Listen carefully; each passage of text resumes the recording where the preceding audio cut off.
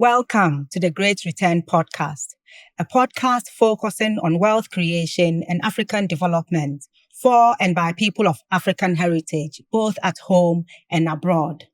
Today, we are discussing becoming a diaspora entrepreneur. And to help us with this conversation today is our very own Ajewe Chanayere, COO of TGR Africa. So, welcome, AG. We are happy to have you today. Thank you for having me. Okay, so we'll delve right in. Who do we say is a diaspora entrepreneur? So I think it's important to look at both words, the diaspora component and the entrepreneur component. So when we're speaking about diasporans, we're speaking obviously of people of African heritage who have primarily spent most of their lives abroad.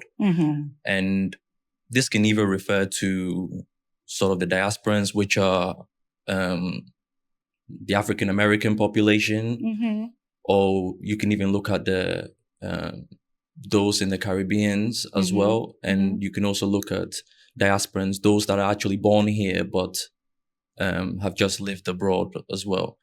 And the entrepreneur component is really about, and this is one of the main things we like to advise to people is we use the word entrepreneur and not a business person, because an entrepreneur is someone who is using the mechanism of business as an instrument for their creative self-expression. Okay. So in total, when we say diaspora entrepreneur, we're talking about people of African heritage who have lived abroad for a while and are looking to come here to solve pertinent issues, create value by leveraging on what they have to offer. Yeah. And ultimately, their business is an expression of who they are as a person. Okay. And I suppose in that regard, probably most diasporan entrepreneurs or people who are looking to become diaspora entrepreneurs are most likely to be people who have been employed before as well, looking to come and do business here. Naturally, these things are important, but I think the key criteria is when we're just defining what a diaspora entrepreneur is. I think the main thing is people of African heritage who are looking to come here and start businesses. But the business itself is an expression of who they are. Okay. So who a person is who they are. Yeah. So I wouldn't say whether they have an employment history is important or not. But the important thing is that whatever they're planning on doing here, they're using a mechanism of business. And that business would leverage on whatever it is they have to offer. Okay. Naturally, a lot of people in diaspora have worked in various positions, been exposed to different industries. Yeah. So, yes, that is a component of it. But I think in simple terms. Yeah. Okay, so are all diasporans suited to become diaspora entrepreneurs here in Ghana? Or are there some key factors that they need to consider? Yeah, so whilst it would be great to tell everyone to become a diaspora entrepreneur, just from observation and looking at those who have been successful, there seems to be 4 key motivating factors that drives a person to become a diaspora entrepreneur. Okay.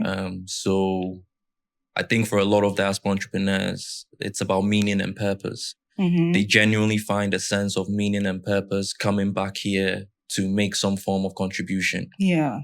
I also think when it comes to diaspora entrepreneurs, they're motivated by the opportunity to be able to become their own boss. Okay. If you compare a developing country like Ghana to let's say the UK or the US. A more developed country means industries are already well established. Barriers to entry are very high. However, for a diasporan looking at a place like Africa, looking like Ghana, it's very easy to become to become your own boss. Mm-hmm. And naturally, another follow-on from that is people are now realizing that actually Africa is a place where I can really build wealth. Yeah. So that's also a big driver as well. And I just think even outside the business context, it's just people want to feel like they belong somewhere and have a place that feels like home. So I think in general, a person should be asking themselves, does this sound like me? Because we tend to see that those that stick the course and who are successful, they tend to share these core motivating factors. Yeah. I mean, I certainly relate to having connection and purpose for the reasons why I am a diaspora entrepreneur. So yeah, that makes a lot of sense. What is the right mindset that people should have when they are coming to do business in Ghana? Yeah, so I think mindset is a really important thing. Yeah. I think in general, we should all look at Africa differently. We like to talk a lot about all the problems that are plaguing Africa, X, Y, and Z, all these kinds of things. But I think we need to realize that Africa's biggest problems are also its greatest business opportunities. Absolutely. So from the rip, people should actually embrace problems. Yeah. And I always say it's about picking a problem you're passionate about solving. So I think that's definitely an important one. It's also important to have I call it a contrarian mindset. What I mean by that is no one's going to be encouraging you to come back home. Most people would think you're crazy. Yeah. But you have to remind yourself that you can see what people are not catching on to. And in business, it's always about an edge. Yeah. And we talk a lot. And unfortunately, most people in the diaspora don't know this, but all the metrics are pointing towards Africa to be the next major growth region of the world. Yeah. Unfortunately, within the diaspora community, the conventional thinking has always been, if you want to succeed, you go abroad. If you want to succeed, you go abroad. Yeah. So to be a diaspora entrepreneur means you're actually becoming a contrarian because you're challenging that conventional wisdom. Yeah. Maybe that was true, in the 80s time period like that, but that's certainly not the case. But most of the diaspora population and even the local population are still governed by this idea that the opportunity is really abroad. But those who can see where the next 10 to 15 years are going will realize that actually that premise is false.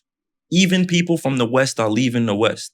I mean, their primary destination is to go towards the more like Dubai and those types of places. Yeah. So even if people are leaving the West, they should let you know that the future of the West itself isn't very bright. If you look at any economic metric, you see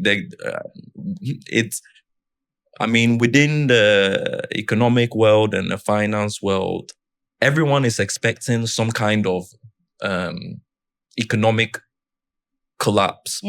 Because if you look at debt levels, interest rates, if you look at GDP, all the indicators are pointing to the fact that the West is going to experience some kind of economic issue. Yeah. And the interesting thing about it is the West actually started to seriously turn their attention towards Africa. Absolutely. After 2008, because Africa wasn't as entangled into the subprime financial assets problem. And Africa became very attractive because there was growth there. Yeah. So again, going back to what I'm saying is you definitely have to adopt the mindset of a contrarian and not follow the conventional thinking.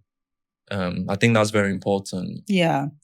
And I think mindset is very important to the business success because not only, like you're saying, this contrarian element of it, where everybody is saying, if you want to build wealth or if you want to make it, you go abroad. But it is also the problems with developing economies that you will face. So that strong mindset of why you are coming and what you are willing to do to stick the course of of it, to see it through is very important. So it is, I believe it's all a real strong mindset that we need. I think what you're highlighting too, which is another key thing, is I definitely think above everything, resilience and persistence. I know me myself, almost every week I want to quit. I'll be honest with you. We keep having these conversations. But resilience and persistence, like that should be your, I don't know, mantra or whatever, because Ghana does have a way of really putting you through it. Yeah. So, yes. Challenging you to your core. Yes. Yeah. So we move on to the second part of this, which is looking at what the best approach is in doing business in Ghana. So the first thing I'd like us to look at is what you would say is the first step people should take when they think of doing business in Ghana. Yeah, so going back to why resilience and persistence as a mindset is very important. To help you be more resilient and persistent, you need to have a very big why. And what I mean by a why is, don't worry about what you're going to even come here and do from a business standpoint and all that. Ask yourself, what is my core unique purpose? And the way I like to teach it to people is, your core unique purpose is ultimately you're trying to ask yourself, who do I want to serve? How do I want to serve them? And what kind of impact do I want to make in their lives?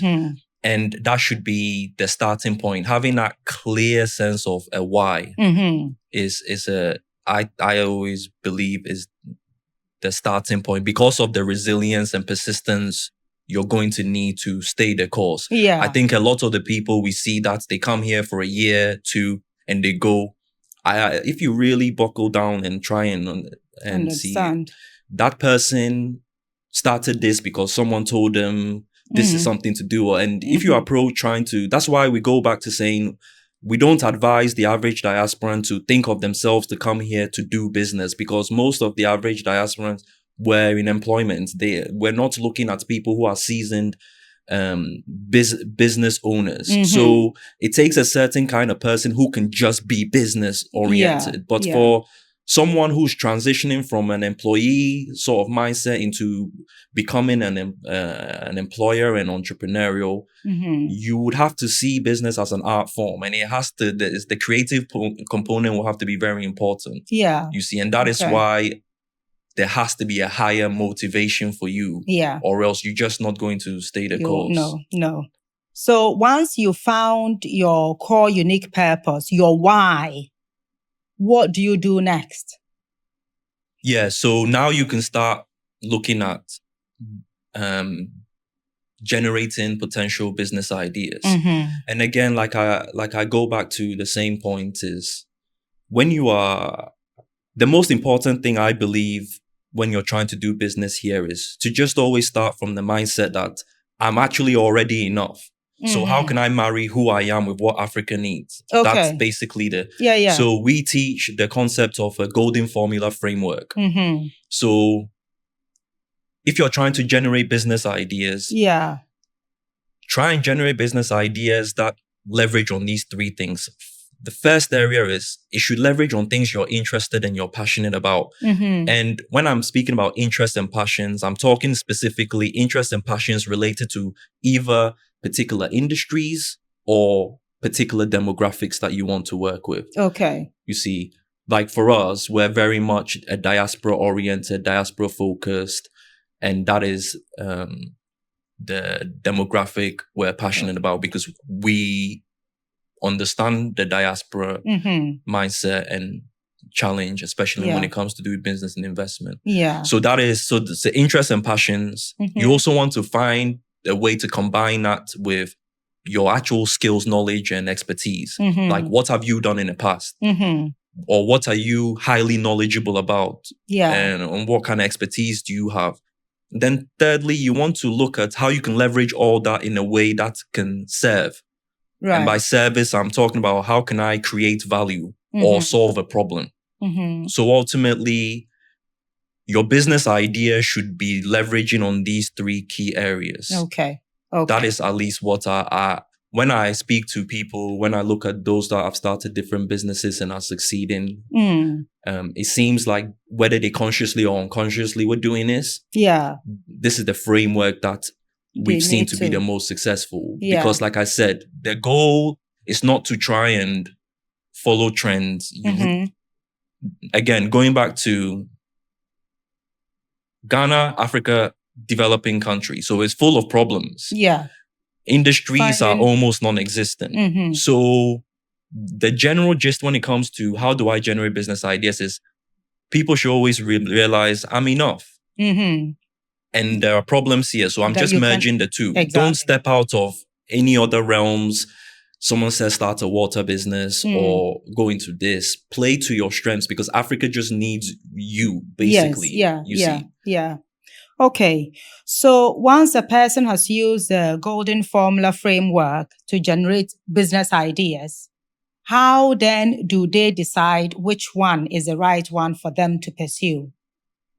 Yeah, so this is another thing that I will always recommend is I like to call it the burning desire test. So you have to really ask yourself, which one do I have a burning desire to manifest? And a burning desire is a 10 out of 10 desire. And a 10 out of 10 desire means you must actually identify deeply with that idea to the extent where you not doing it just feels wrong. Okay. It has to be that strong. Again, it goes back to the resilience and persistence thing. If your burning desire is not a 10 out of 10, you have a strong conviction, like you feel like you're meant to do this. It doesn't pass the test.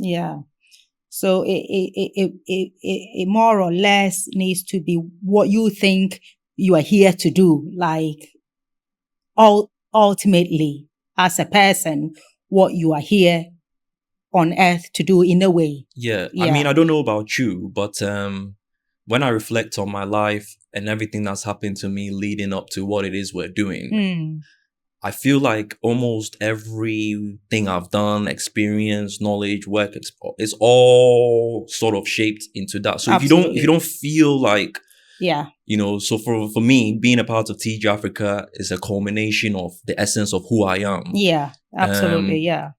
So if you don't feel that about the ideas you're generating, even though they are leveraging on your skills, expertise, passions, interests, all those kind of things, it's not right. I mean, for me, I could actually even trace my passion back to when I was younger.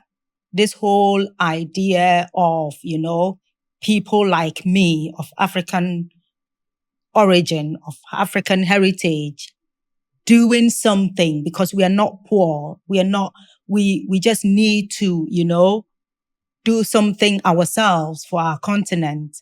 That has always been, until I started trying to work it out, I didn't realize that was what it was.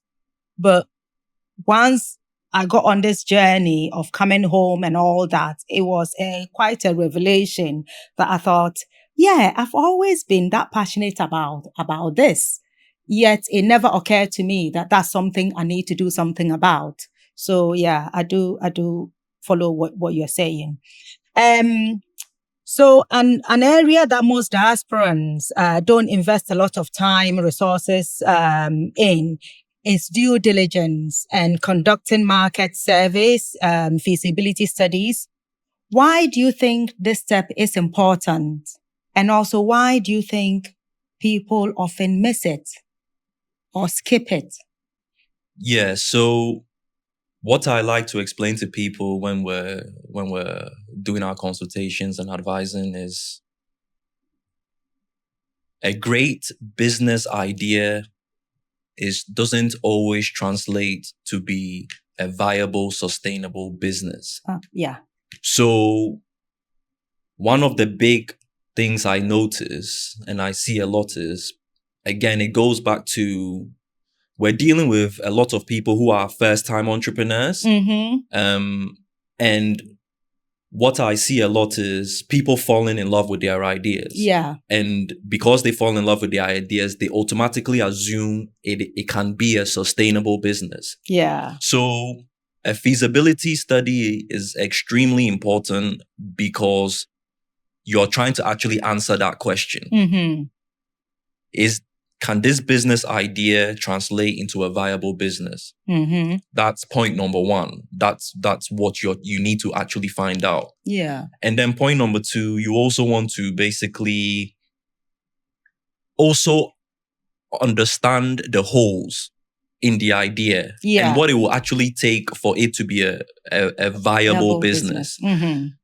And that is why we really, I will always recommend that whatever capital a person is intending to spend mm-hmm. or whatever capital they're willing to risk to pursue whatever business they're trying to do, they should always allocate 10% mm-hmm. of that as a general rule to investing in your feasibility study. Yeah. You see, it really isn't a step you can skip. And it's the first investment you have to make. And these things, they have to be done properly. Mm-hmm.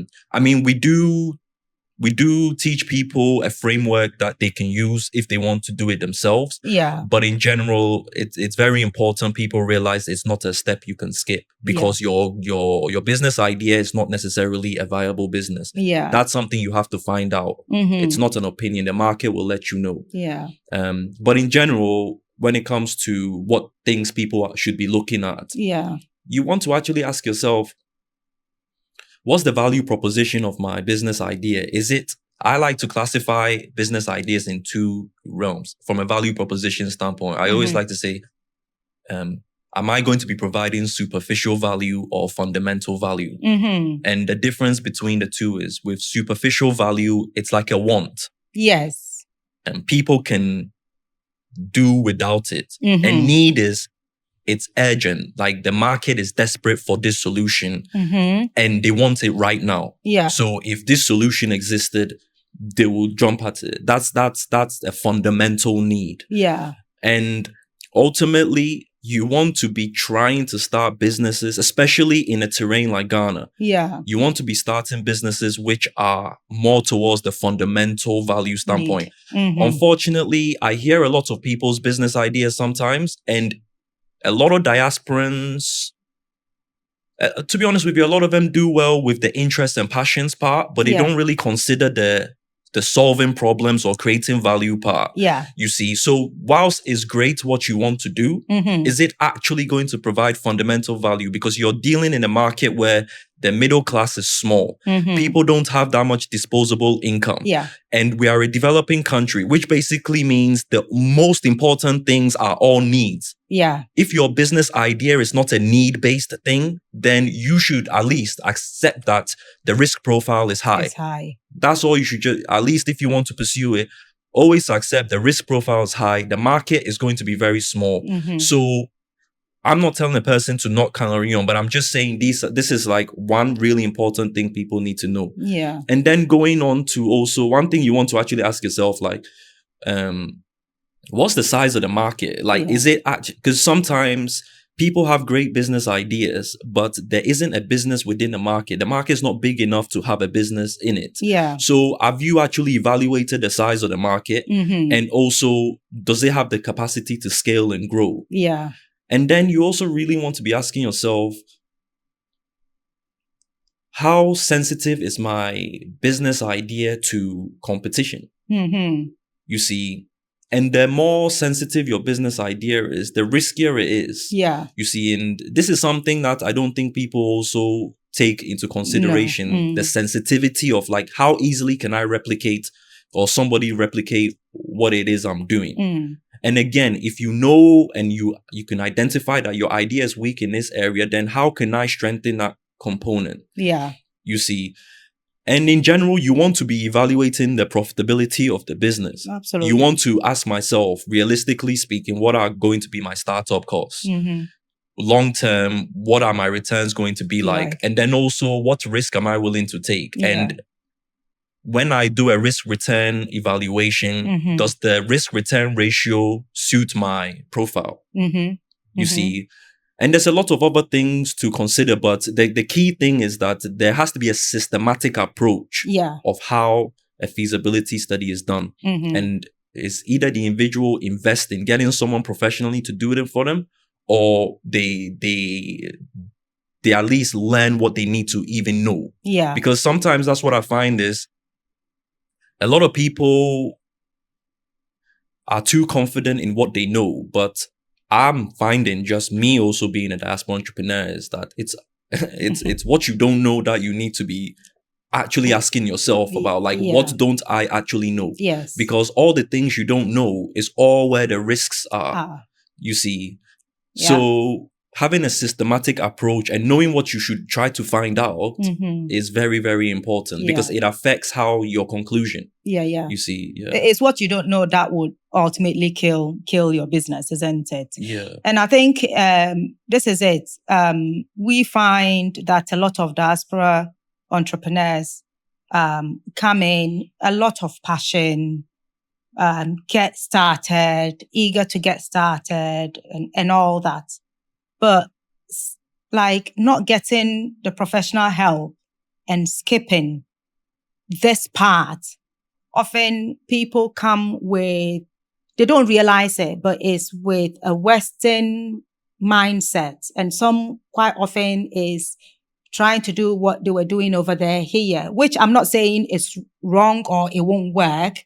But for all the reasons that you've outlined, it is important to do the study properly so you can understand where the holes are, like you say. If my market is going to be that small, how do I actually price it that I will make something? And is it even viable, even if I did that? It could be viable. It could be that, yes, the market is small, but because we don't have it here, people are willing to pay that much. But you need to do that to be able to understand that. Because if you don't, people might not be willing to pay that. And you've spent money and all that time only to realize that it won't work. So from the work we've done so far, it is a very important aspect to look into. And if you don't have the skills, get somebody to do it for you. If you think you can manage, just get the methodology right in what you're doing to do a good job. So let's talk about strategy now. When it comes to implementing a business idea, for starters, how should people go about business strategy, and why is it important for the success of their businesses? Yeah, so again, this is another really big area where I'm starting to see where the competency gap is. Because it's all well and great, we've reached this stage. So, okay, your idea is viable, or at least for the most part, you understand what to do to make it viable. Yeah. But what would actually turn an idea into a real sustainable long-term business is how do you actually execute on it? Yeah. And I think this is probably the area we are all struggling with, because like I said, most of us, we don't come from a entrepreneurial background. We haven't been running a business for 10, 15, 20 years. And I think that area becomes very clear. That is why even in the startup world, for example, investors like to invest in serial entrepreneurs rather than a first-time entrepreneur, because the risk is higher. Yeah. So strategy is extremely important because that's the make or break component. And for a good strategy, I really think there are three things a person should always try to consider. Is how can I execute my idea in a way that is both low risk, low cost, and time efficient. I think in any good business strategy, these should be at the forefront of how a person plans and strategizes on how they execute. Right. Okay. So in terms of this low cost, low risk, time efficient business strategy, how can aspiring diaspora entrepreneurs adopt this? How can they look to get what it is, that strategy that they can use? Yeah, so the first area a person should focus on, as the first thing a person should do from an execution standpoint, is figure out what your minimum viable product will be. Okay. And then use that to find product market fit. That should be the first step. Okay. So, assuming the individual has found developed this minimum viable product or service, and found a market fit, what do they do next? Yeah, so let me just clarify, just for those who may not know. What I mean by a minimum viable product is, this is, again, one of the mistakes I see. So let's say there's the grand version of your idea in its full expression. So let's say, I'll use a perfect example. Let's say I have this great idea to build this hotel in some place in Ghana, because I've identified that whatever, my feasibility study, all that kind of thing. Yeah. Now, what is the minimum viable product version of my full hotel? It's actually to create, one of those caricatures that they make. Yeah. Like a plan thing. Yeah. Yes. And then model. Yeah. You want to actually invest in that first. Okay. And then you want to use that to go and test in the market. Okay. So again, you should be very clear on whom you're targeting. That's part of your feasibility studies, like who is your ideal customer segment, all that kind of thing. And then you want to use that model. So again, let's assume I'm thinking of starting a hotel, and we're not telling you don't need to have bought the land. None of that. I'm saying your minimum viable product is your model. Okay. I know who my target audience is. So now I have to reach out to them. Okay. And try and actually get their opinions on whether they would even come, what they would change about it, what do they like. And that's the concept of product market fit. Right. And this is what our lack of competency comes in, because I see a lot of diaspora entrepreneurs trying to ram a business, like the customer's meant to like it. No. The customer is always right, because they're the ones who are going to buy or not buy it. Exactly. So at best, you can go, I think it's always a 50-50. You should come in with what you want to serve or provide, but it should be done in a way that the customer wants and likes. Yeah. So with a minimum viable product, going back to our example, I might organize an event, or I might create a video. Yeah. I mean, with technology now, you can even, another alternative for that minimum viable product is like a AI creative video that showcases what the whole whatever. Well, yeah. You see? And then I might want to share it to my database network, people that I would be wanting them to come. Yeah. And I want to get the validation from them so that I can perfect and tweak it. Yeah. So that is really... So that's your target market. So you do your minimum viable product. Yeah. And then you use it to test within your target market and then get feedback. Yes. Before you start. Yeah. So yes, there's still more stages to go, but essentially the first thing you're doing, because what I'm seeing is people go from 0 to 100. Yeah. Boom. They do it all. You see. To then realize. But again, that's not a low risk, low cost and time efficient approach. No. When you just think of the idea and boom, let me go and buy land.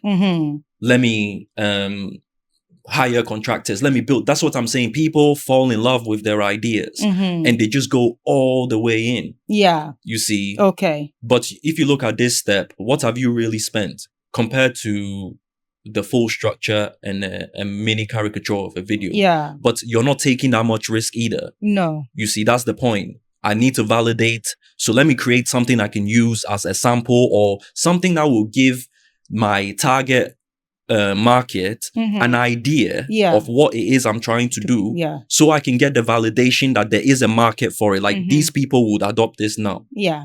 Or they will adopt it with certain changes. I think it's all that information you're trying to gather. Yes. So you can then make sure that your product has everything that it needs for your target market. Yeah. So beyond, now that you've done your minimum viable product, and you've done your product market fit, where do you go from there? Yeah, so this is where I call it your go-to-market strategy. So now you have validated a thing. The good thing about investing in finding product market fit, actually testing the market, is you're doing something simultaneously at the same time. You're actually creating the market at the same time. Yes. Because if I'm speaking to you about my hotel, that I'm just showing you the outline model or the AI generated. And if you like it, that's one person that potentially I've already planted the seed. So through my product market fit process, I'm actually laying the grounds, because again, when we go back to what are we trying to do? We're always trying to reduce cost and risk. So I actually want to try and create a market first, if I can, before I even build the money. thing. Juicy. Like I, if people could pay me first before I mean, you see all the time in London, there are like in where the skyscrapers are. They sell the space, like the theoretical space. Before it's been built. You see, because whoever those developers are have done such a really good job of creating the market before they even try to make it. So can you imagine a whole building? It's not even constructed, but someone has bought air. For like 10 million. You see? People, but anyway, so now that you're in that position, now it's about, okay, what is my go-to-market strategy? And why this is really important is because a lot of people think if they just build the product or have the service, people will just flock in. And again, it goes back to the competency thing, because it's just as important how you try to acquire clients as it is whatever product, service you're offering. It's its own thing that is just as important. So what is your go-to-market strategy? That's definitely, if you haven't ironed out a clear roadmap from a strategy standpoint, a distribution standpoint, how am I going to acquire clients? Then you're still not ready to invest more. Not ready. You see. So that's what I'll say comes after. So just for the sake of our listeners and viewers, we are not saying this is applicable only to the physical products. Everything. Any business. If you're trying to, and again, we teach adopting a low risk, low cost, time efficient approach, because why? We're seeing too many people get overly enthusiastic. They start something, it's not working. Next minute, they've gone back home and they're telling everyone it's hard to do business in Ghana, this, da, da, da, da, da.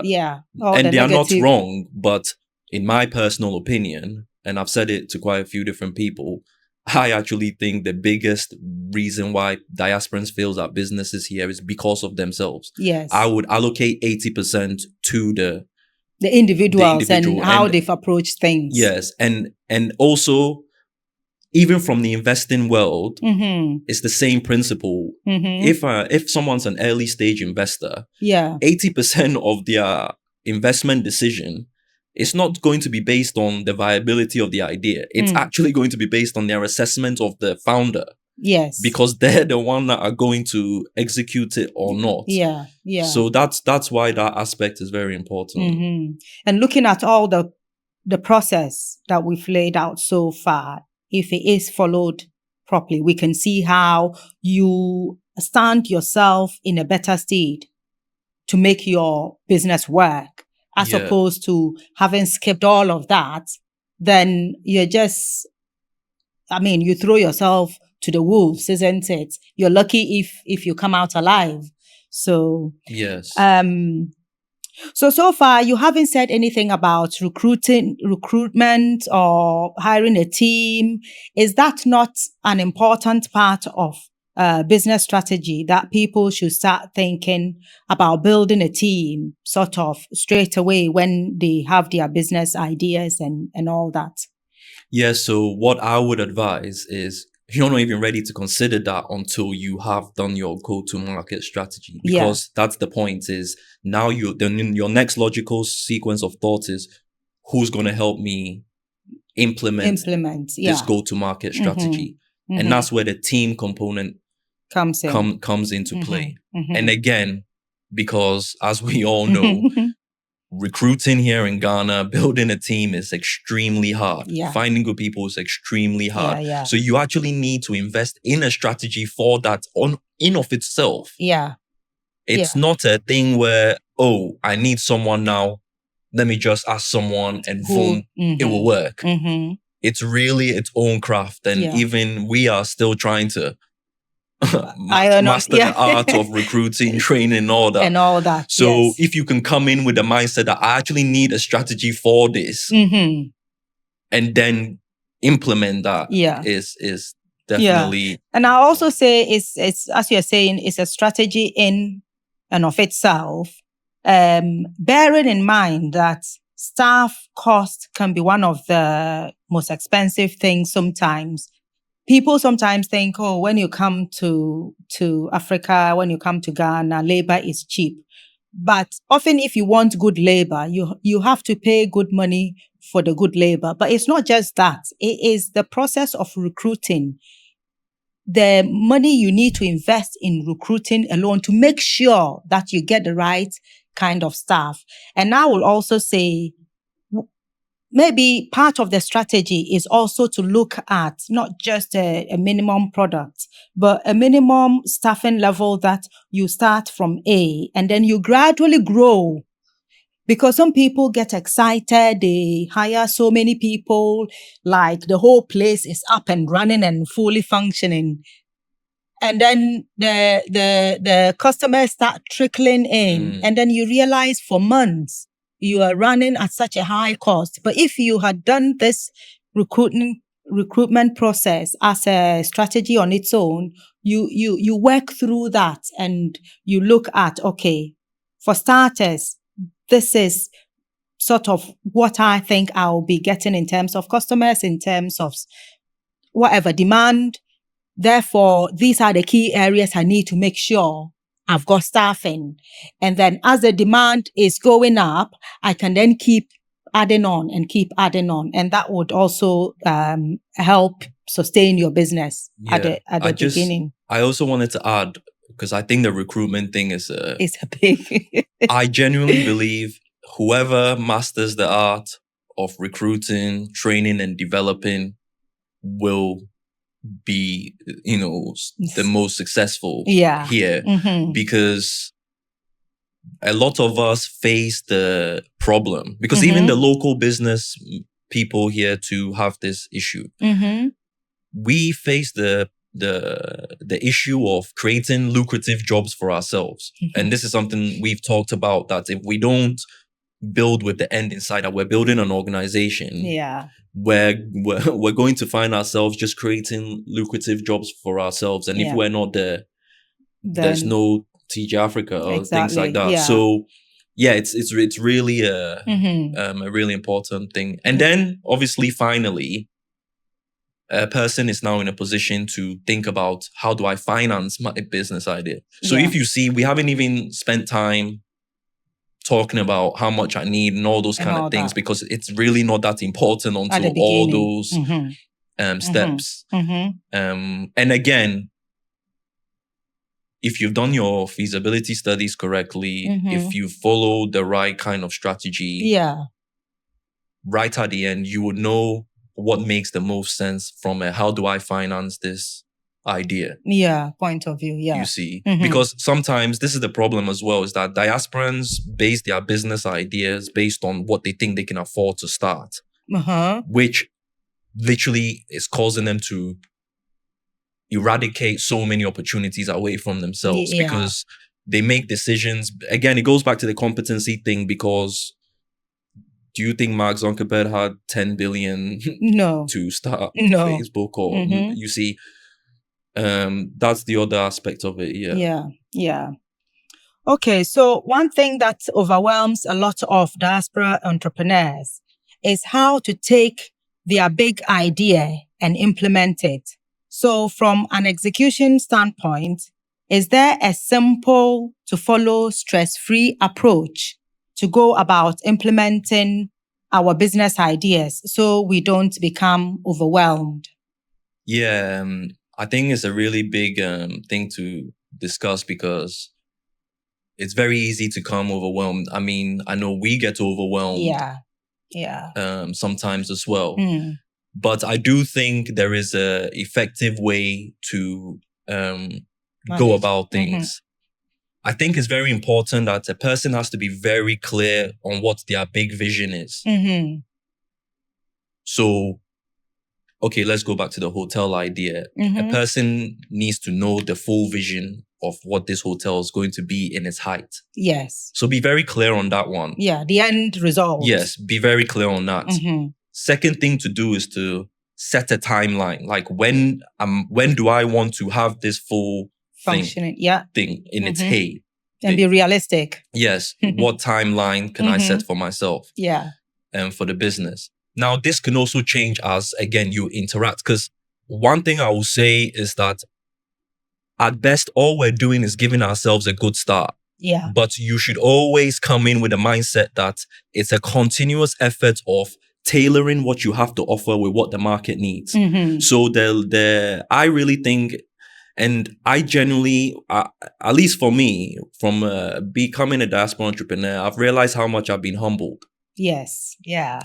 So for me, I've adopted a mindset that when it comes to doing business, there's no ego involved. No. At all. No. Humility is my whole thing. Yes. You see? So let the market, like that's why I try to do a lot. From the market. Try and be very sensitive and listen to the market. Yeah. But what I see a lot of the time is, again, people try to filter. Yes. Through, they want to see what they want to see. If the data is telling you that you're struggling with customer service and it's affecting your thing, don't tell yourself, oh, but we have a good reputation. No, the market is telling you that you don't.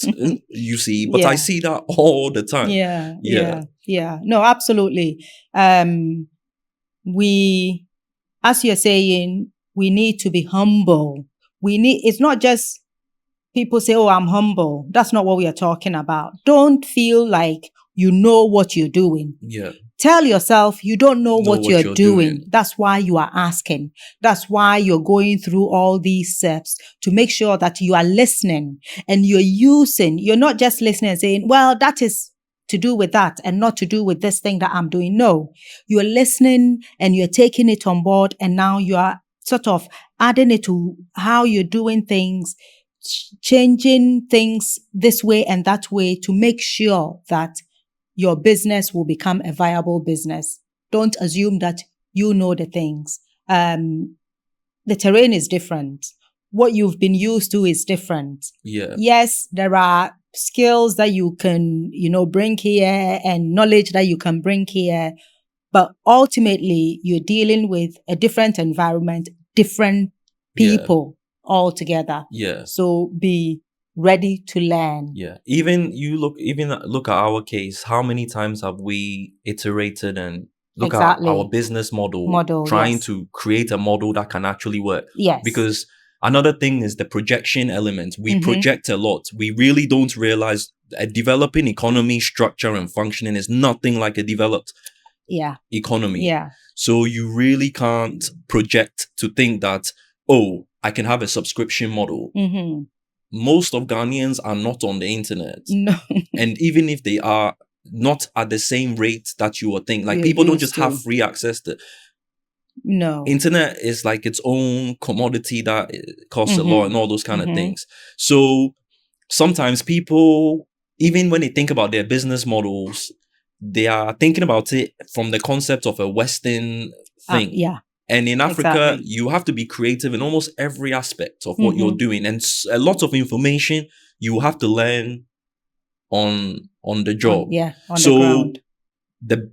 At best, all we can do is prepare you 20%, I would say 20% of the learning is actually in in everything we've discussed. Yeah. But the real learning is out there. And that is why a low risk, low cost, time efficient approach is important, because it gives you the agility to, you haven't over invested. Yes. I haven't bought land to build my hotel. Exactly. Yet. What if I bought my land because I got so excited? I bought my land, then I've started laying it, and then I actually realized this wouldn't work. Yeah.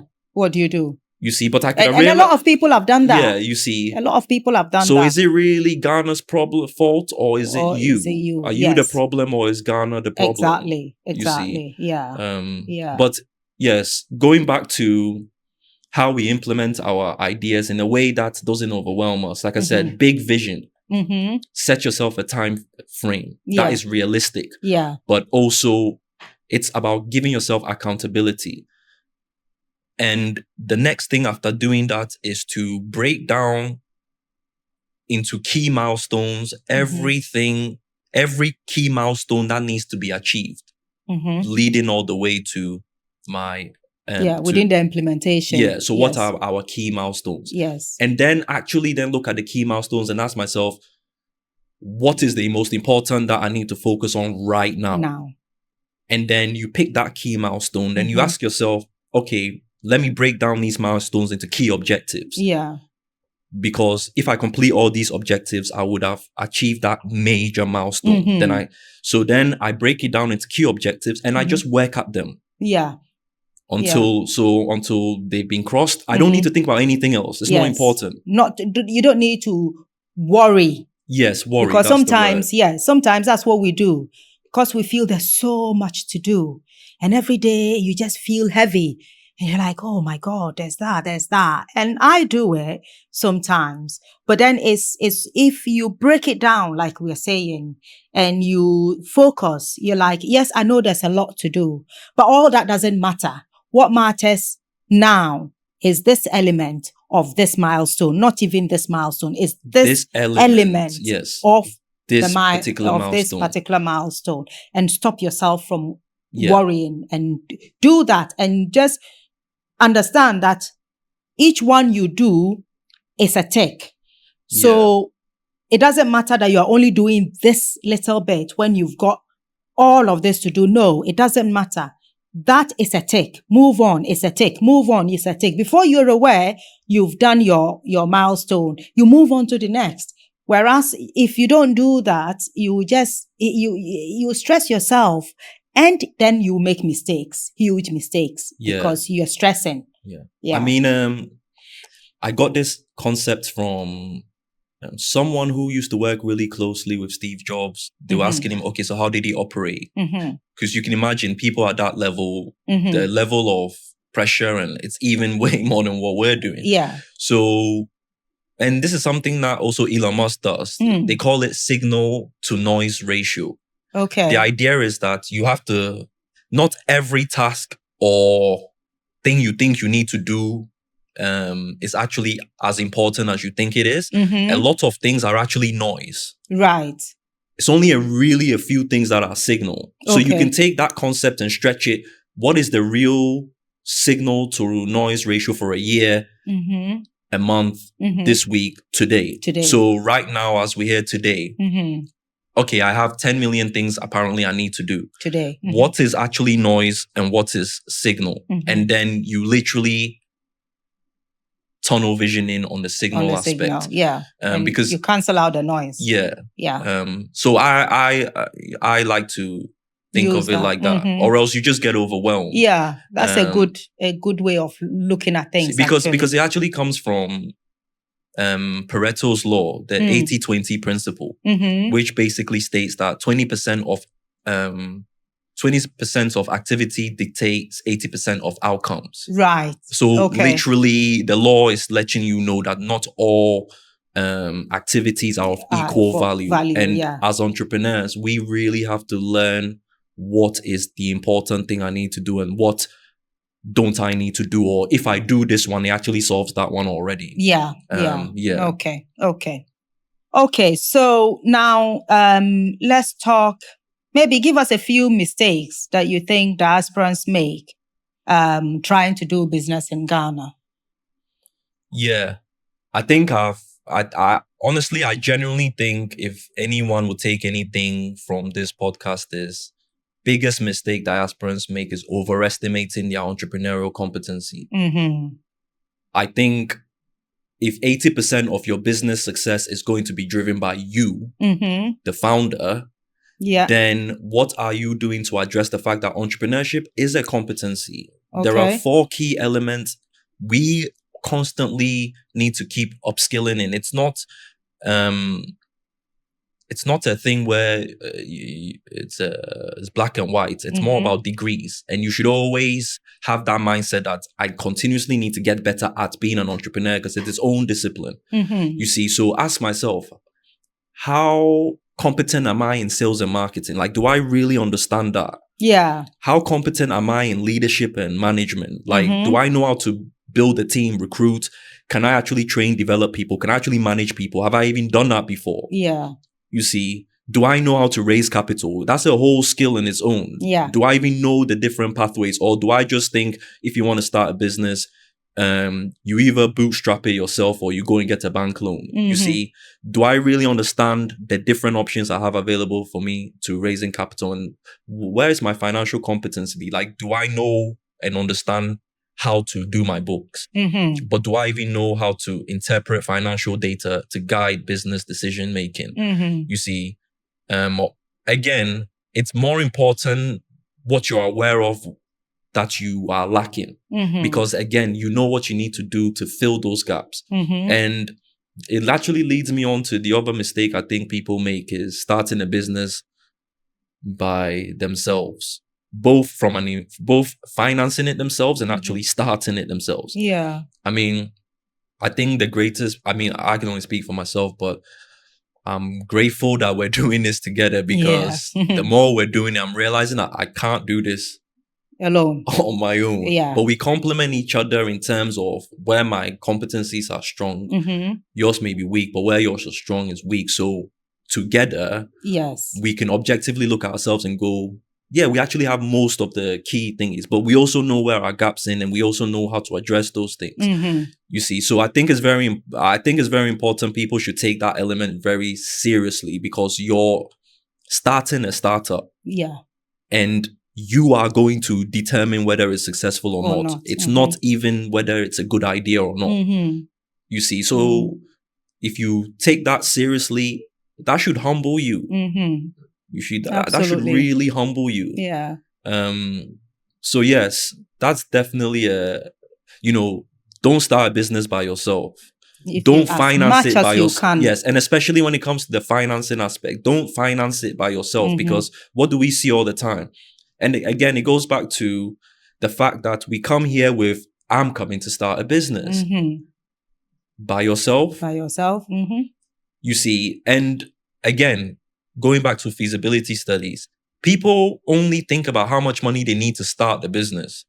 They don't think about what do I need to just keep it going because most businesses, a good 5-year period where you should expect to just be burning money. So have you factored that in? And most diasporans are not in a position to finance that burn, where you're just burning money. No. You see, and given the terrain, problems are like are a key feature. Yeah. And that is why, again, we need to start learning lessons from the other nationalities that come here and invest because what do? They form syndicates. Yeah. So yes, you might be the main operator on the ground, but they are part of a syndication and it's a syndicate that's financing a project. So if it's going above expense or anything like that, it's not just me who has to now come up with 100 grand out of there. It's the syndicate's problem to solve. And people underestimate how much you run out of money. I would personally always say, whatever you think is your startup, you need 3x that. Because you will end up spending that. So don't start a business, especially if you know you can't, especially if you're not in a position where you have 3 times the startup costs you think you might need.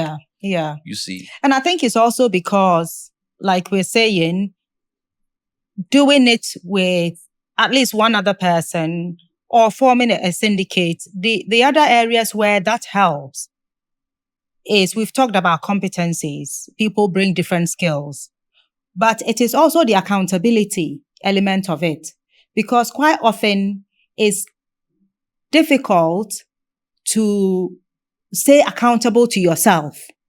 But if it's not just you, accountability happens more naturally because people have questions. And so you realize that it might sound like a pain, but actually it is pivotal to the success of the business. Because for yourself, it's like, oh, I roughly know I'll do this, I'll do that. But for you to justify it to your business partner then brings about accountability. Yeah, exactly. I mean, I just think of our working relationship and how many times I might come up with something and maybe it sounds really good to me in thingy, but we're humans. We can only see a certain angle. Yeah. So where I found it very valuable starting a business with you and why I recommend it is because I can only see so much. Yeah. Yeah. So imagine, like, I think it's crazy to start a business by yourself. By yourself, yeah. Especially in Ghana anyway. But obviously people do, but personally I wouldn't. Yeah. So I also concur with what you're saying. Thinking you've sourced everything, believing you know everything. You have to continuously seek knowledge. You have to continuously keep finding out stuff, continuously keep asking questions of everybody around you, your customers, your staff, everybody around you, keep asking. And the final thing I will add in the mistakes that diasporans make when they come to do business on the continent is thinking that it will work first time. More often than not, it doesn't work first time. And you keep going back to the drawing board, trying to perfect certain things. So come with the mindset that it's not going to work the first time round. And like you are saying, the money that you think you need, you probably need to triple that. Be ready to have 3 times that amount of money because things might not go as you had planned. Eventually, your business might be a little bit different from what you thought or what you had planned, but it will only be successful by you listening to the market and addressing it as such. And just to add to that, there's nothing wrong with the business not looking like it's not meant to. Like I said, most of the 80% of the work is the learning on the job. But the essence, going back to your core unique purpose, that should never change. Yeah. But how you manifest that through your business and leveraging on the Golden Formula framework, that's where the flexibility to come in. Yeah. Again, this is where the rigidity comes in because people fall in love with their idea and they just want to strong arm it through, you see, push it but that's through. not doing business. No. That's, I don't know, it's more like being like a hobby. I think diasporans and people who are serious about wanting to do business here need to seriously ask themselves this question. Like, am I looking for a hobby or am I trying to start and run a business? Yeah, a successful business. I think when sometimes I'm speaking to people and I can't tell. I feel like they're more looking at it like a hobby. You see, like it's something fun that they think they'll enjoy doing. You see, but it's a business that you're. It is. Yeah, it is. And people should expect that it's way harder than being an employee. Yeah, absolutely. You can't compare the two. No. You have to become a totally different person. This is why I always say 80% of your business success here in Ghana is going to be down to you. It's not got anything to do with scams. It's got nothing to do with corruption. It's got nothing to do with the fact that the contract enforcement is hard. It's got nothing to do with currency instabilities. All of those factors, there are strategies to go around them. Yes. But if you're the problem and you don't know you're the problem, where'd you go from there? Yeah, that's a huge problem. Yeah. Okay, so let's talk about the challenges diasporans face trying to do business on the continent, and especially in Ghana? What are the challenges that they face? Yeah, so something that aspiring diaspora entrepreneur should prepare themselves for is the business culture of the West and Africa is not the same. I'm actually realizing that I don't actually think Africa is that westernized. I think superficially Africa is westernized. Yes, we may listen to the music, dress like them, even try and talk like that, maybe start eating Western foods, like the superficial. So I think from abroad, looking back, it's easy to think that Africa is kind of like the West. But honestly, Africa is a totally different world with a different life philosophy, different way of interpreting all sorts. Yes. And we must always remember that the West built a culture that was optimizing for a modern capitalist system.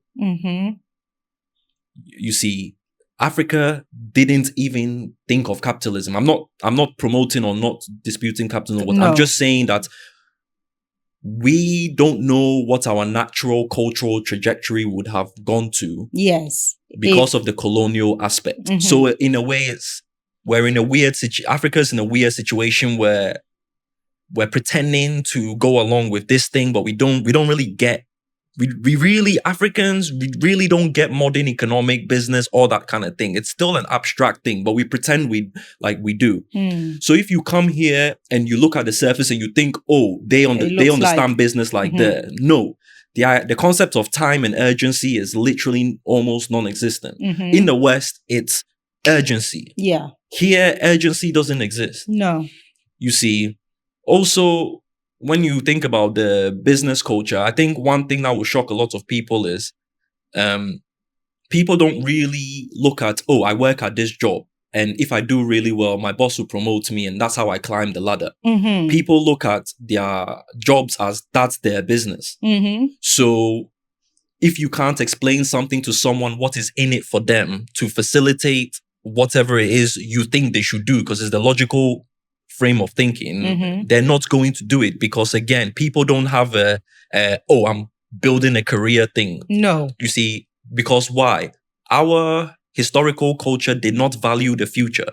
The Western culture capitalism is literally predicated on the idea that the future is going to be better than today. African traditional culture is based on tradition. Yes. We revere the past and we try to see how much. That's why people always say, it's not just Africa. You look at different parts of the world in Asia, like in China. There are parts in China where the farmers are still using techniques 6,000 years ago. Exactly. It's not because they are dumb or they're not. It's because their culture doesn't value the concept of innovation and progress. In fact, in our traditional African culture, innovation, progress, all of that is like it's frowned upon. You see, so don't come in with the assumption that the way business works there is also what works here, because all cultures are built to optimize what it is they're trying to do. And what's important right now, to them. Africa, we haven't chosen what our identity is. We're kind of confused. Are we developing like the West or not? But we're then like traditional, and what is it? It's all one big mess at the moment. Yeah. So just don't come in here with, business translates in the West like it does here. It doesn't at all. No. I will add that when you're coming, prepare yourself, because there's a lot of pessimism in Africa and Ghana. If you're coming here, you think, you're coming to sort of support the growth of. There's a lot of local, pessimism and local negativity, because most locals think to do well, they're going abroad. So a lot of people are sort of planning and pushing, seeing what they can do for them to go abroad to make it, because that is their idea of making it. So when you're coming, just prepare yourself that you get a lot of this. And so you need to be clear in your mind why you're coming and what is important. And don't they come in and now when they're saying that, you take it to heart and you're like, I don't understand why. No, because their reality is different to your reality. Yeah. The thing is, in Ghana here, there are local people who have thriving businesses, who are making good money. But there's a lot of local people too who are struggling, and they only see people who go abroad as the ones having made it. So just be prepared to, not let a lot of these sort of interfere with your belief or why you are coming and what you're doing. And just be prepared to hear a lot of that, a lot of them coming to say, but why have you come here? Why I want to go there? Why have you come here? What are you doing here? The other thing for us to also be aware of as a challenge and to be prepared for is these are developing countries. The African continent is made up of countries that are within the developing sphere. This is their period of development. So don't come thinking what you can achieve in a day over there, you can achieve the same here. Infrastructure is a big problem. But in that problem like we've already mentioned, are the opportunities. So when we talk of infrastructure, it's not just only the roads. Yes, the roads, but it's the whole ecosystem, the government institutions that you visit for your licenses, for everything from the DVLA to, Food and Standards Authority, all institutions, even the legal body, all of them are developing. They are in, a state of underdevelopment.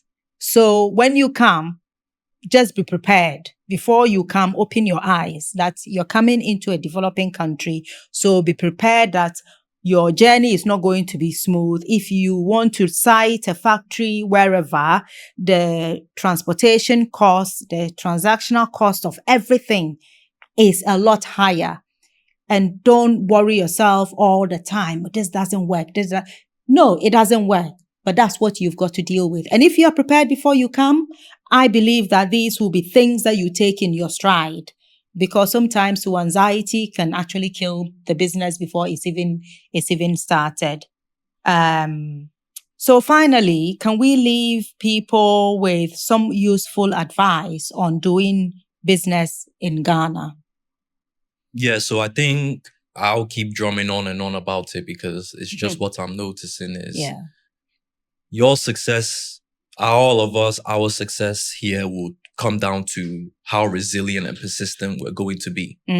Honestly, because anyone who I've spoken to who is successfully doing business in Ghana, they just found a way to keep going. Yeah. I feel like it's almost like some kind of divine test, like how badly do you want it? Exactly. You see, so if your burning desire is you thought Ghana will let you know if it was really a 10. Yes. Yeah, if it's really a burning desire or not. Yeah. And so really be clear on why you're coming here. And it has to be way beyond money. It has to come from a deep sense of this is my calling. Like I have to do, like if you don't feel like that, don't. Going down a business pathway anyway. It's not the right way. We wouldn't necessarily recommend it that highly. Yeah.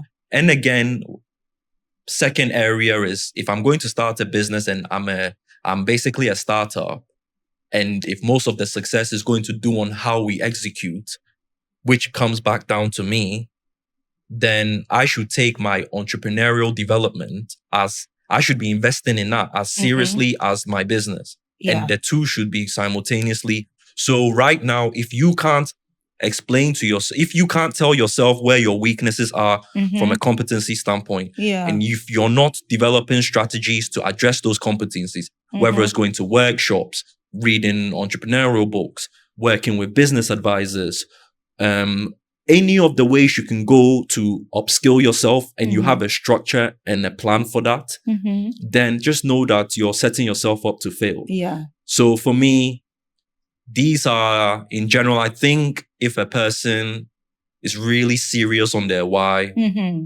if they genuinely have that burning desire for what they're doing, I think they would have enough resilience to soldier through. But things could be made a lot easier if you go about it the right way too.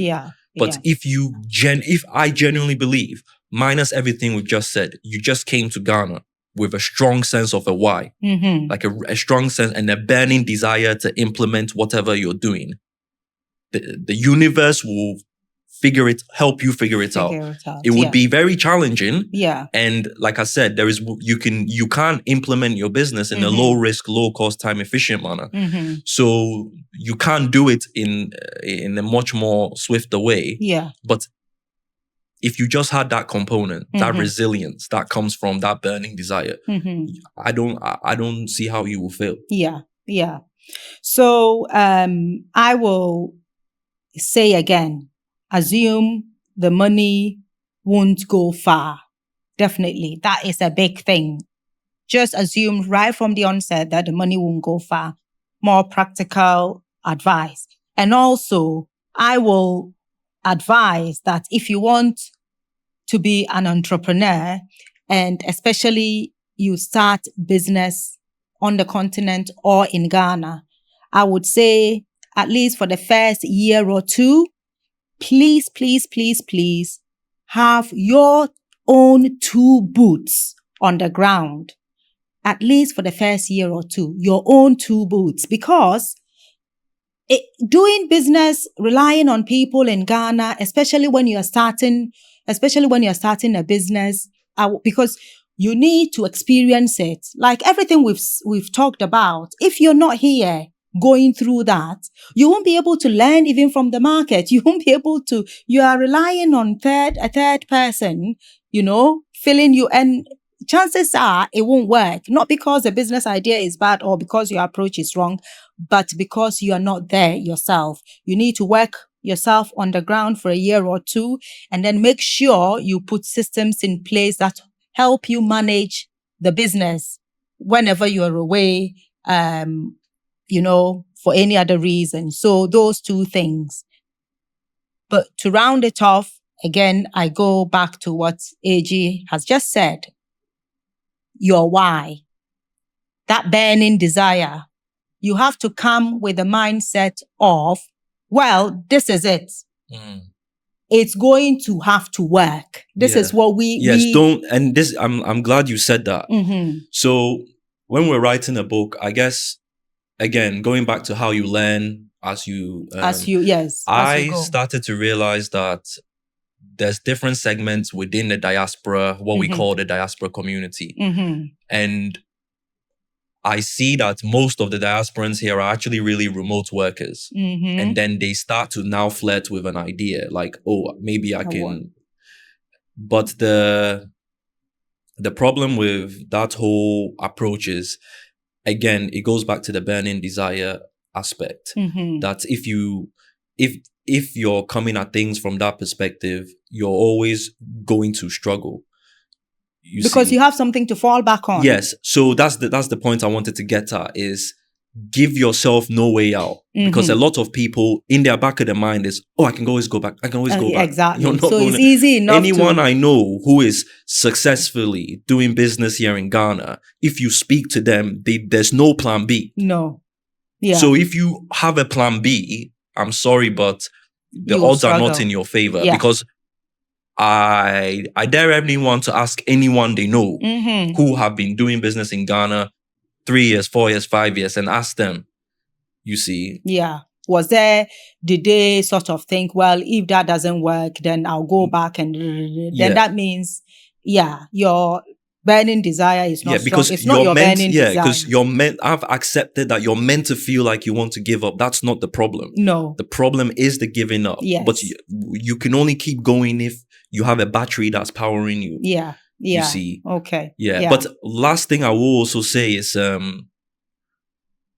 your network is your net worth. Yes. You can't do, and this is, I know last time we talked about collective economic cooperation, and this is really where it comes in, because you cannot do business here successfully if you come in with the mindset is, me, I'm coming here, I'm going to start a business. you can't navigate the environment. No. Not only do you need to build a strong local network, but you also need to build a strong diaspora network. And you really have to have a we mentality. Yes. And this is something that, as diasporans, how many times have we talked about it? But we're very selfish. We're very self-centered. And even when we come to Africa, we're looking at Africa from what it can do for us, not what we can. But this is the irony, is that if you want to succeed here, you can't do it by yourself. If there's one lesson we as diasporans who have lived abroad should learn, is we cannot repeat this crab in a barrel mentality that we have operated in for a long period of time.